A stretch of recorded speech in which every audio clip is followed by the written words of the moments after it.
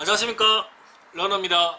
오늘은 주유소 기름값 결정하는 요인에 대해서 한번 말씀드려 보겠습니다.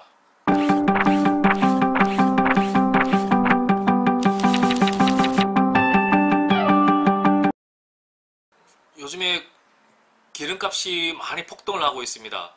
주유소가 기름값을 결정하게 되는 구조는 어떤지에 대해서 한번 말씀드리겠습니다.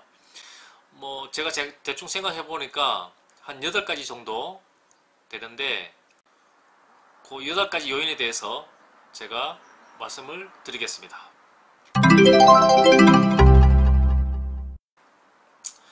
첫 번째, 사장 마음입니다.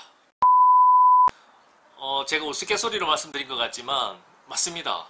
사장님이 나는 다른데 1,500원 받든 2,000원 받든 나는 3,000원 받겠다. 그러면 3,000원 팔면 됩니다. 장사에 어떻게 되든 그냥 사장 마음대로 결정하면 됩니다. 그게 첫 번째 이유입니다. 두 번째, 이제부터가 중요합니다. 국제유가 전망을 많이 봅니다.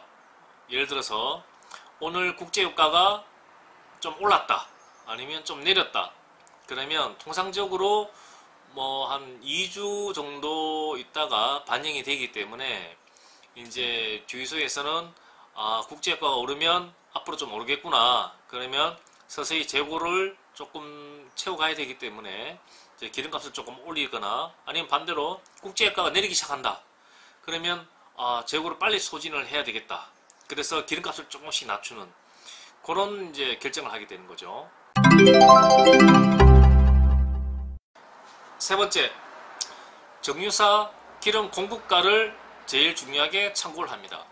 정유사에서 기름값을 올리게 되면 아무래도 주유소에서 가격이 올라가겠고, 정유사에서 가격을 내리면 반대로 주유소에서도 가격이 내려가겠죠. 그게 이제 큰 틀에서는 그렇게 되고, 정유사에서 예를 들어서 다음 주에 50원 인상 요인이 있다, 이렇게 이제 저희들한테 알려오면, 다음 주에는 50원 정도 올라가니까 미리 조금씩 올려야 되겠구나, 아니면 미리 기름을 좀 더 비축을 해놔야 되겠구나, 그렇게 해서 이제 결정하게 되는 거죠.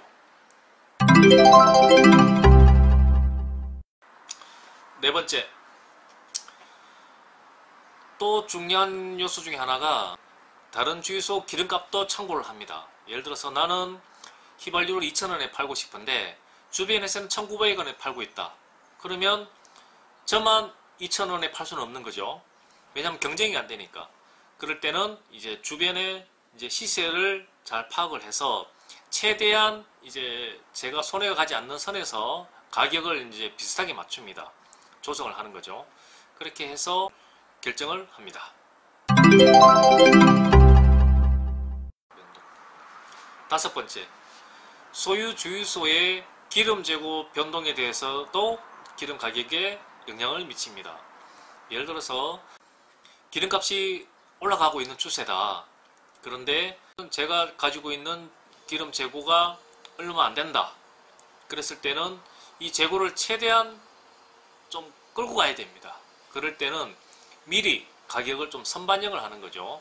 조금 올려서, 아니면 타 주변 주유소보다 조금 더 가격을 올려서 최대한 이제 기름이 적게 나가도록 매출을 조금 줄입니다. 하루라도 더 기름을 가져갈 수 있도록 그렇게 해서 이제 다른 주변에 올랐을 때 그때 이제 정상적으로 기름을 팔 수 있도록 그렇게 이제 조정하기도 합니다. 여섯 번째, 주변 환경도 사실 많이 요인을 미칩니다. 주변 입지가 공장이 많으냐, 아니면 일반 관광객들이 많으냐, 그런 유동인구가 많으냐에 따라서 거기에서도 이제 주유소 기름 가격에 영향을 미칩니다. 공장이 많다 그러면 아무래도 고정 거래처가 많기 때문에 조금 비싸게 받아도 유지가 될 것이고, 유동인구가 많은 데에서는 단 10원이 비싸도 손님들이 안 들어오기 때문에 또 조금 낮게 책정을 할 것이고, 그렇게 이제 주변 입지에 따라서 가격 요인도 많이 결정이 됩니다. 일곱 번째는 주 매출이 어디서 발생하느냐에 따라서도 이제 주유소 가격이 결정에 중대한 영향을 미칩니다. 그 아까 여섯 번째랑 비슷한 내용이지만, 예를 들어서 나는 거래처가 많다. 고정 거래처가. 내 거래처의, 내 매출의 예를 들어서 뭐 한 70% 이상이 내 거래처에서 나온다. 그러면 주변에 별 영향을 받지 않습니다. 그냥 내가 비싸게 팔아도 거래처가 있으니까 유지가 되는 거죠. 그러면 좀 적게 팔더라도 안정적인 마진을 확보하는 거죠. 그렇게 할 수가 있고, 주변에 나는 고정 거래처가 없다. 나는 오로지 뭐 유동인구밖에 없다. 그럴 때는 이제 가격에 민감하게 이제 반응할 수밖에 없습니다. 그래서 단 1원이라도 싸게 팔려고 이제 그렇게 하겠죠. 그 다음 마지막으로 여덟 번째, 내가 기름을 어디에서 사느냐에 따라서 또 주유소 기름 가격도 달라집니다. 예를 들어서 저는 이제 SK인데, SK는 사실 LG 주유소라든가 GS 주유소 이런 데보다는 사실 기름 가격이 조금 비쌉니다. 공급 가격이. 그러다 보니까 자연 저희들도 이제 판매 가격이 조금 이제 오를 수밖에 없는데, 그거 외에 요즘에 이제 주유소에서도 이제 타사 기름도 많이 받을 수가 있습니다. 그리고 타사 기름뿐만 아니고 다른 주유소에서도 저희들이 기름을 사와서 팔 수가 있어요. 이제 수평거래라고 그러는데, 이제 그렇게 팔 수도 있고, 또 한 가지는 이제 기름 대리점이라고 있습니다. 기름을 정유사에서 사는 거 말고 기름을 파는 대리점에서 구입을 하는 거죠. 그러면 어떤 게 제일 낫느냐? 기름 단가로 본다면, 우리 사입 단가로 본다면 대리점에서 사는 게 오히려 더 싸게 살 수가 있습니다. 그러니까 기름 도매상에서 사는 거죠. 기름 공장에서 바로 사는 게 아니고 기름 도매상에서 사는 게 더 쌀 수가 있습니다. 대리점에서 기름을 싸게 공급받아서 싸게 팔 수가 있는 거고요.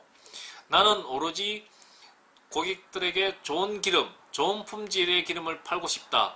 그러면 이제 정유사에서 기름을 바로 사와서 이제 판매하는. 그러면 물론 이제 가격은 조금 더 상승할 수가 있겠죠. 오늘은 이렇게 주유소 기름 가격을 결정하는 8가지 요소에 대해서 알아봤습니다. 그런데 제일 중요한 요소는 사실 주유소 사장 마음입니다. 사장 마음이고, 그 다음에 주변 그 주유소 눈치도 봐야 되고, 그 다음에 내가 사오는 기름값도 봐야 되고, 그렇게 해서 결정을 하게 됩니다.